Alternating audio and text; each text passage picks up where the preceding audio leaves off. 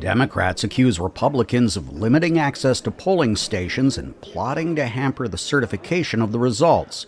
Republicans suspect Democratic Party operatives of tampering with absentee ballots, manipulating voting machines, and keeping ineligible voters on the rolls. The Republican nominee, former President Donald Trump, is facing criminal charges over his attempts to overturn his 2020 election loss. I thought the election was a rigged election, a stolen election. The Democratic Party's nominee, Vice President Kamala Harris, accuses Trump of undermining confidence in elections while she pledges to uphold fundamental American principles. From the rule of law to free and fair elections to the peaceful transfer of power.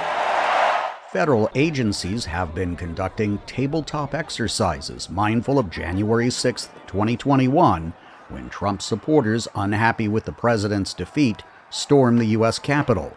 Has the preparation strengthened election integrity? That is the hope of stakeholders such as the 104-year-old League of Women Voters, whose chief executive officer is Selena Stewart. But I guess it's the wait and see. We'll have to see what happens, what the outcome of the election is, how people feel about it, what protest, and whether that protest crosses the line into violence. And my hope is that it doesn't. So far this year, the system has held up well, according to the chairman of the Federal Election Assistance Commission, Ben Hovland. We've had a lot of primaries already, both the presidential primaries this year, but state primaries. And so election officials have had a lot of practice already this season, and I think we're in good shape going into November.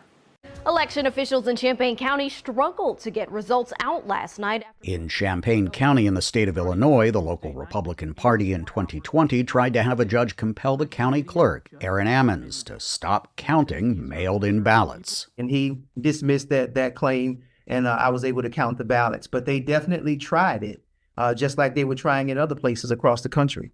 Threats, intimidation, and lawsuits have prompted many election officials and volunteers nationwide to quit, according to Ammons. It does a disservice, and it really is disheartening to the people who do this work if we're not getting the support that we obviously need for being on the front lines of democracy.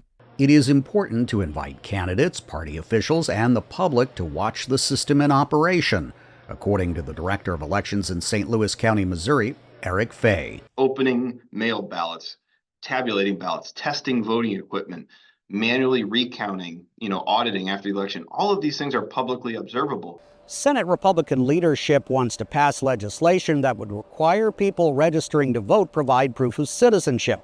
Most Democrats here on Capitol Hill argue the law already makes it illegal for non-citizens to vote in federal elections, and there's no evidence to support claims that illegal immigrants in significant numbers are voting. Steve Herman, VOA News, on Capitol Hill.